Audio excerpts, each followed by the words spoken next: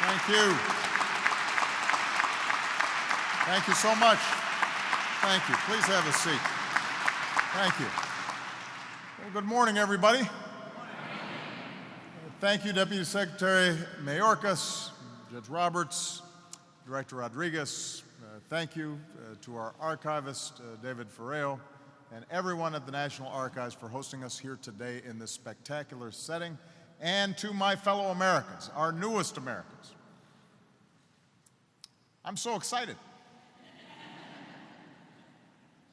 You are men and women from more than 25 countries, from Brazil to Uganda, from Iraq to the Philippines. You may come from teeming cities or rural villages. You don't look alike. You don't worship the same way.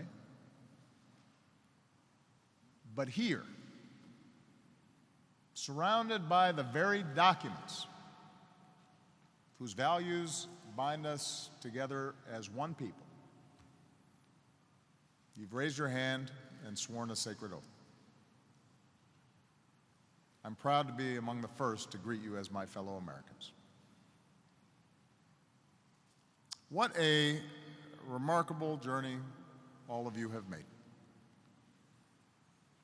And as of today, your story is forever woven into the larger story of this nation. In the brief time that we have together, I want to share that story with you. Because even as you've put in the work required to become a citizen, you still have a demanding and rewarding task ahead of you, and that is the hard work of active citizenship.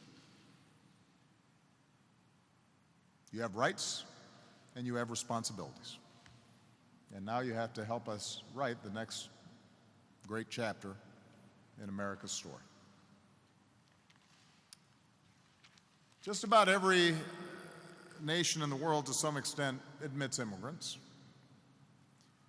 But there's something unique about America. We don't simply welcome new immigrants. We don't simply welcome new arrivals. We are born of immigrants. That is who we are.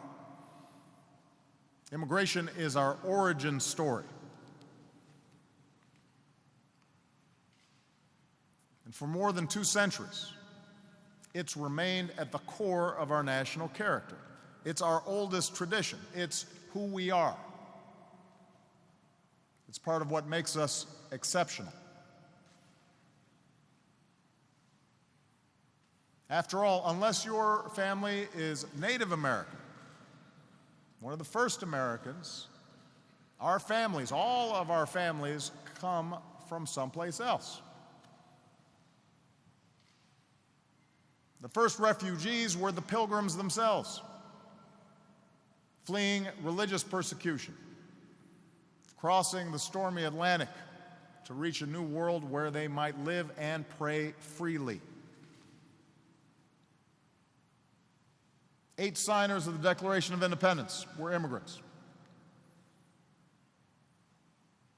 And in those first decades after independence, English, German, and Scottish immigrants came over, huddled on creaky ships, seeking what Thomas Paine called asylum for the persecuted lovers of civil and religious liberty.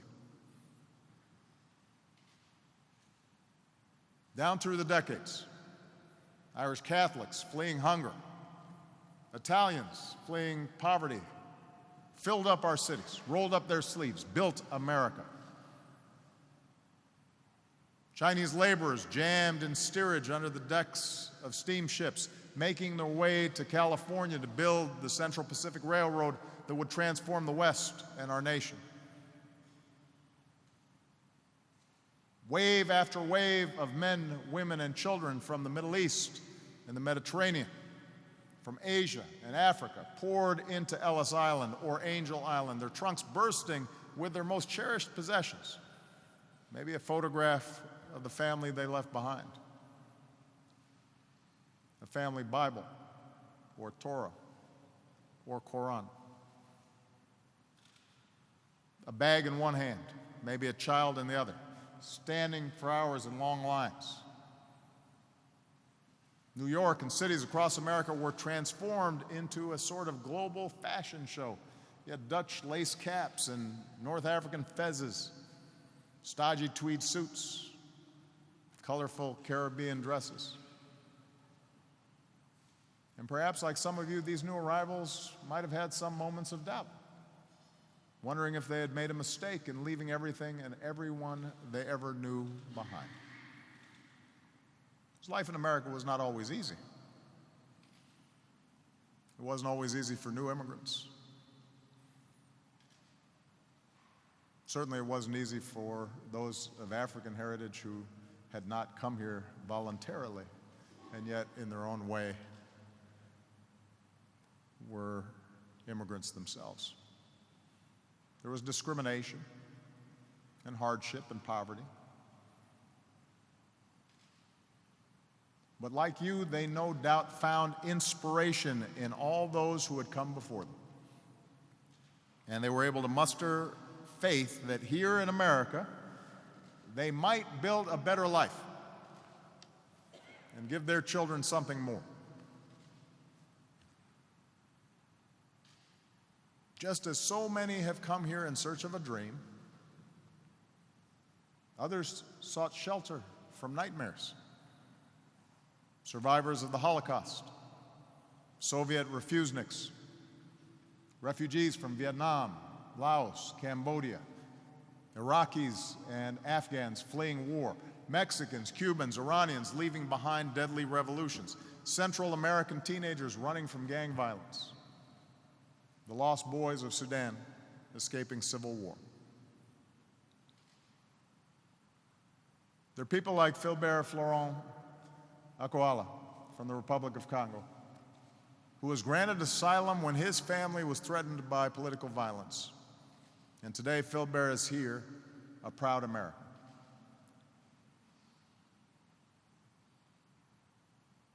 We can never say it often or loudly enough. Immigrants and refugees revitalize and renew America.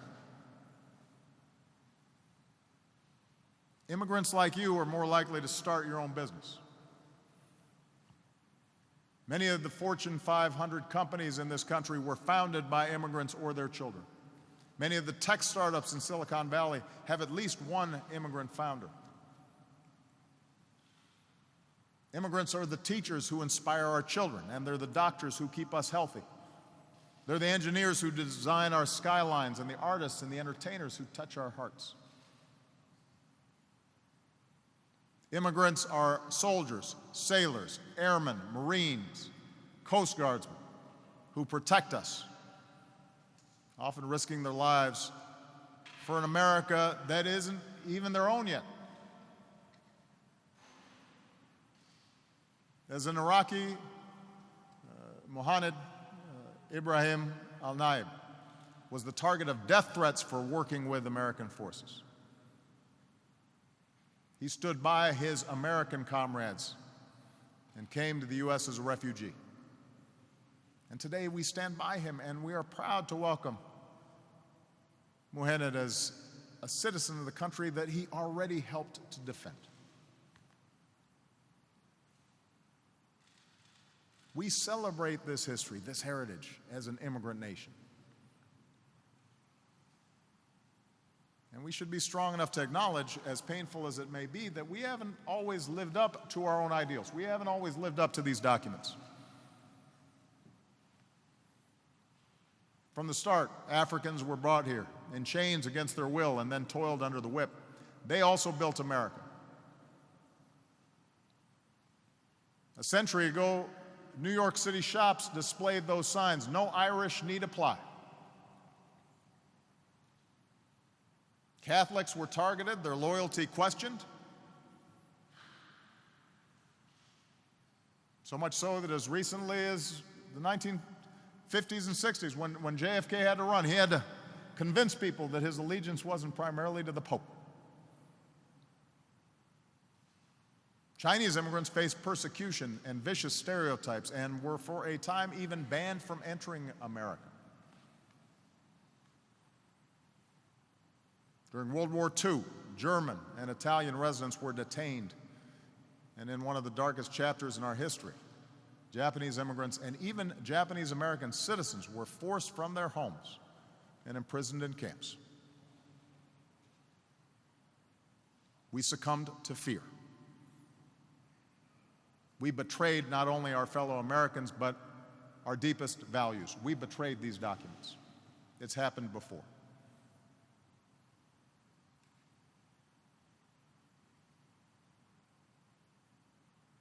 And the biggest irony, of course, is that those who betrayed these values were themselves the children of immigrants. How quickly we forget.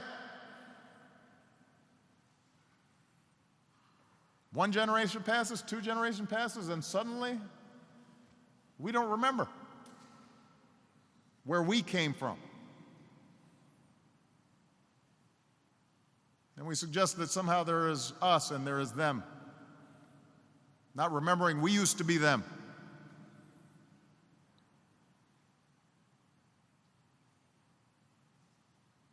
On days like today, we need to resolve never to repeat mistakes like that again.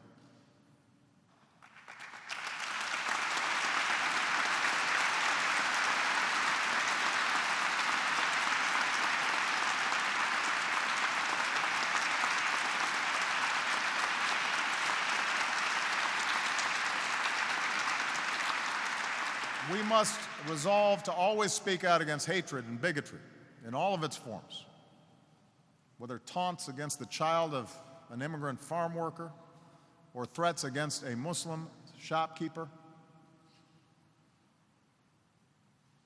We are Americans. Standing up for each other is what the values enshrined in the documents in this room compels us to do, especially when it's hard, especially when it's not convenient.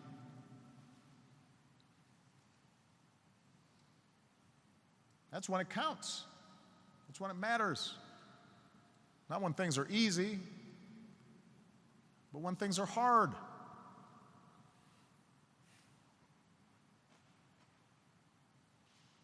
The truth is, being an American is hard. Being part of a democratic government is hard. Being a citizen is hard. It is a challenge. It's supposed to be. There's no respite from our ideals. All of us are called to live up to our expectations for ourselves, not just when it's convenient, but when it's inconvenient, when it's tough, when we're afraid. The tension throughout our history between welcoming or rejecting the stranger, it's about more than just immigration.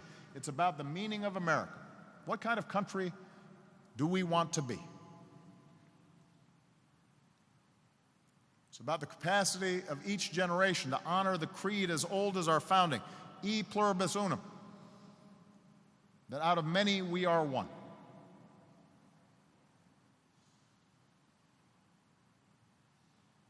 Scripture tells us, "For we are strangers before you, and sojourners, as were all our fathers."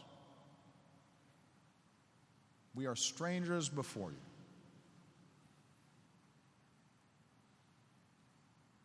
In the Mexican immigrant today, we see the Catholic immigrant of a century ago.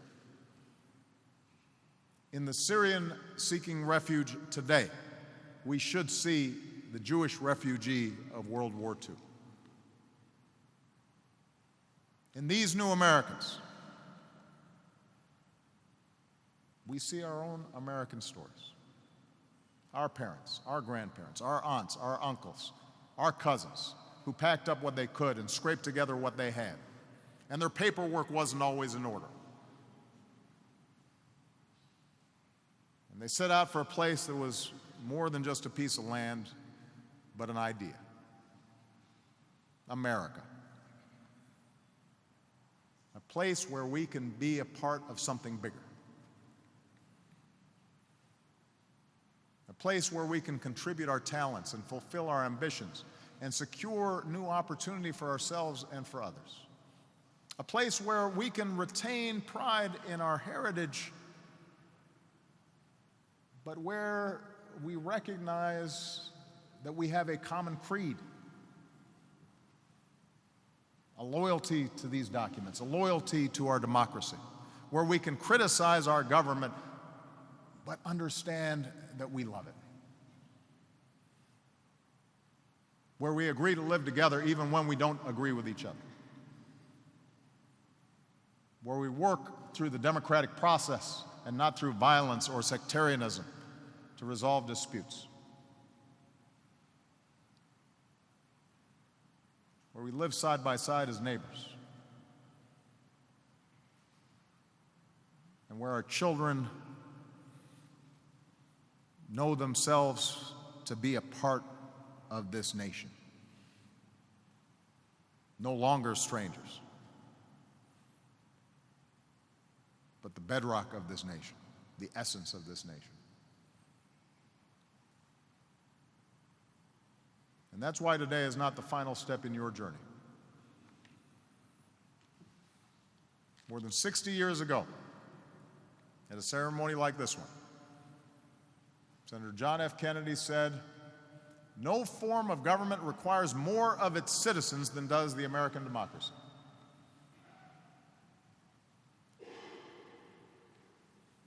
Our system of self-government depends on ordinary citizens doing the hard, frustrating, but always essential work of citizenship, of being informed, of understanding that the government isn't some distant thing, but is you, of speaking out when something's not right, of helping fellow citizens when they need a hand, of coming together to shape our country's course. That work gives purpose to every generation. It belongs to me, it belongs to the judge, it belongs to you, it belongs to you, all of us as citizens. To follow our laws, yes, but also to engage with your communities and to speak up for what you believe in and to vote. To not only exercise the rights that are now yours, but to stand up for the rights of others.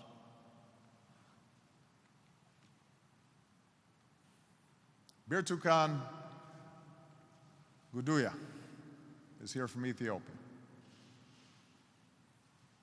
She said, "The joy of being an American is the joy of freedom and opportunity. We've been handed a work in progress, one that can evolve for the good of all Americans." Couldn't have said it better. That is what makes America great. Not just the words on these founding documents, as precious and valuable as they are, but the progress that they've inspired.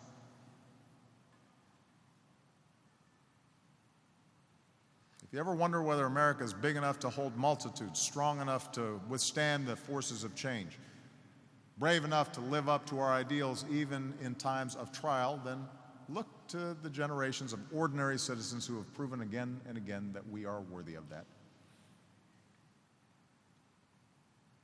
That's our great inheritance, what ordinary people have done to build this country and make these words live. And it's our generation's task to follow their example in this journey, to keep building an America where no matter who we are or what we look like or who we love or what we believe, we can make of our lives what we will.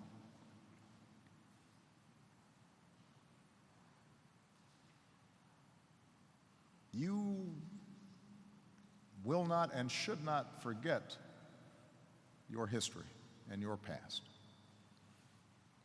That adds to the richness of American life. But you are now American. You've got obligations as citizens. And I'm absolutely confident you will meet them. You'll set a good example for all of us, because you know how precious this thing is. It's not something to take for granted. It's something to cherish and to fight for. Thank you. May God bless you. May God bless the United States of America.